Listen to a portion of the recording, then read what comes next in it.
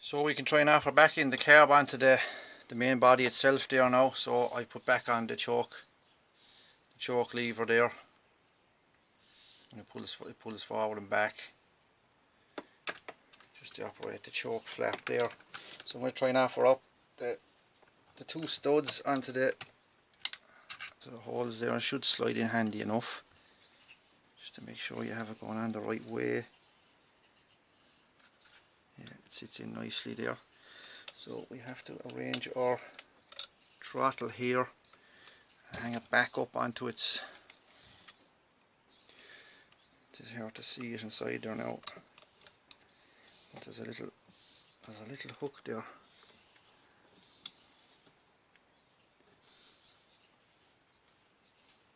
There's a little hook back inside here. It should go on to.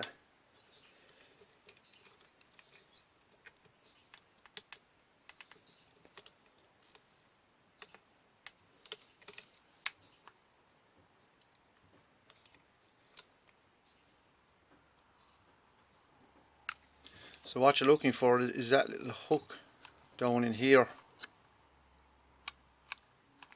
and it acts the throttle forward and back. So that's already there. I'm going to put these aren't too bad here. Just give them a quick wipe, just offer those back in as well. That's a kind of a guide for when you offer in your screwdriver into the side of the plastic body there. It will guide the screwdriver correctly into each nut or into each screw there. When you offer your screwdriver in, it's going to be much easier to tune them, as long as you know which is high and low for those. And what I'm going to do is just have a look myself. So it's the low closest to the engine and the high closest to the air filter. That's kind of usually how it works anyway.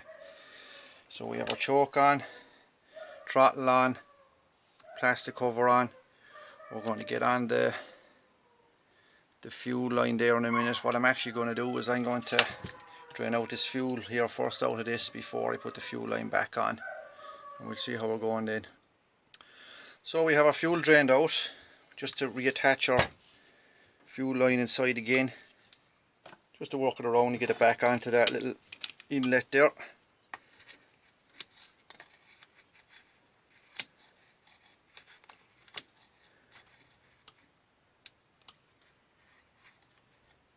It's probably hard to see this now.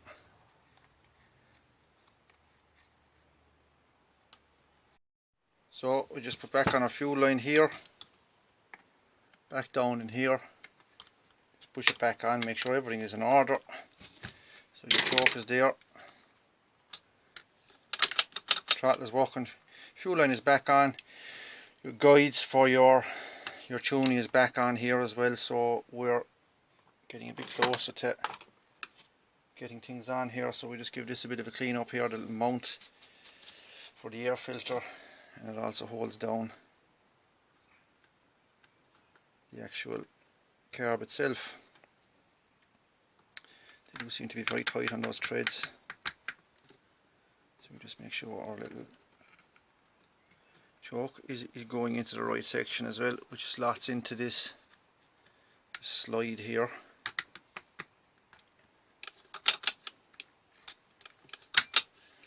Yeah, that's all fine. So what we can do is we can put back on the screw here, and we have our two nuts and the two studs for the bottom. So we'll actually do it in reverse. We'll put down these two studs first, just get them aligned into those holes below here. A bit tricky. Best thing you can do with these carbs is take your time with them.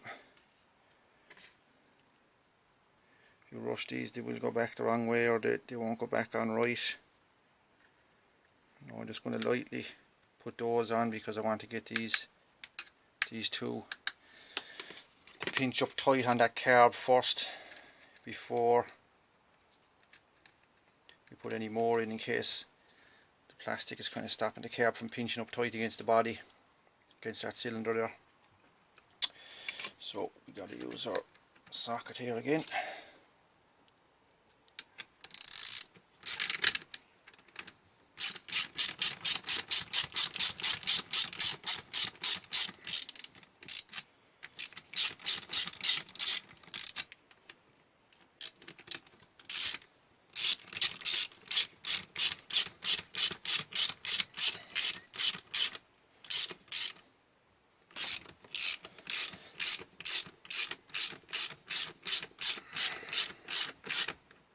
We get a bit of a pinch there now, just make sure the both of them are kind of pinching down at the same time, just to get that carb nice and flush up against that cylinder. As I said, that little hole there as well will have to be sealed on that gasket for the suction on that diaphragm there. Good and tight there now. It's good and tight, everything is working. So we can actually tighten down the two Allen studs there. Get those two on, and you get the little screw that has to go into the top of the plastic there as well.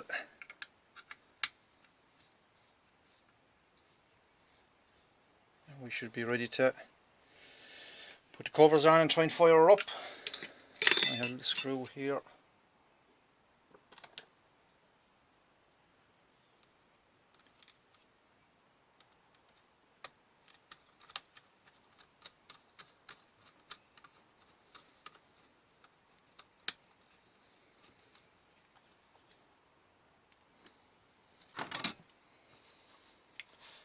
Now I've blown out the air filter there, so it's in much better condition at the moment, nice and clean.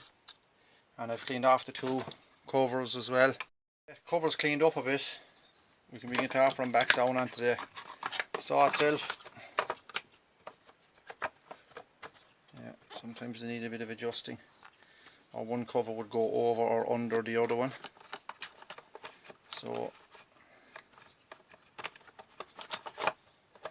this cover goes outside this one. As I said, this hole was actually obsolete there, so I'm going to probably plug that later if it does actually run. See, can we get these to tighten down onto those screws again.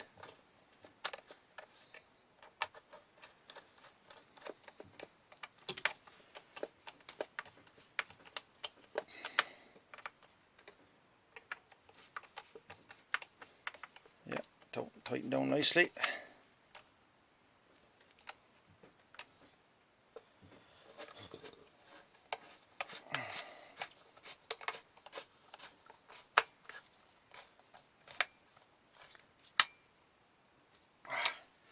There we have it.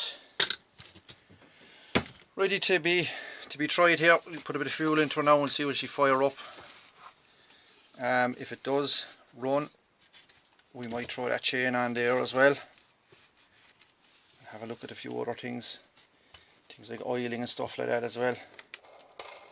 I'm going to check everything before we put it to work, make sure it's safe, and there is safety there for if the chain comes off. It's very important. If you don't have that on, you won't. If you don't have that on, you won't have any legs left, or arms, or whatever it does eventually do end up cutting off you. So we'll get a bit of fuel and we'll turn her over and see what she fire for us there. So what I've done actually is tapped it up, and I've checked the fuel filter, checked the fuel line, blew it through, and we've no issues there. So we can send that back down inside. We get our cap back on, and it's time to fire her up to see if she'll run.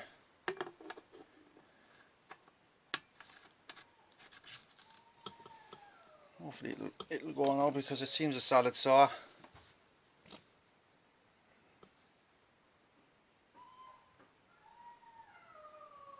So we have that's on stop there at the moment, so we're going to move it to on, pull out our choke. As I said, there's no primer on this, so we'll just try and start her there now. That's a good sign.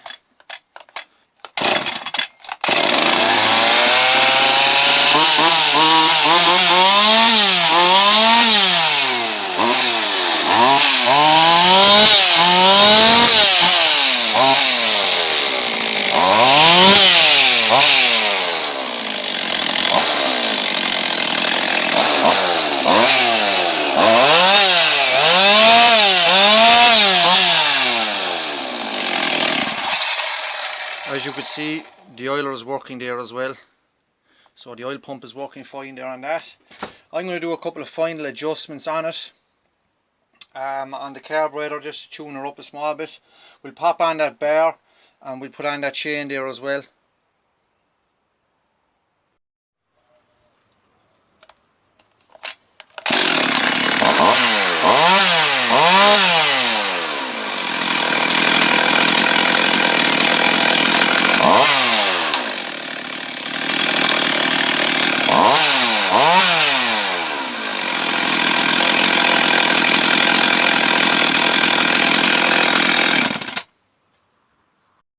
That's that chainsaw up and running, ready to cut again for another day. Make sure you subscribe for more of these videos, and thanks for watching.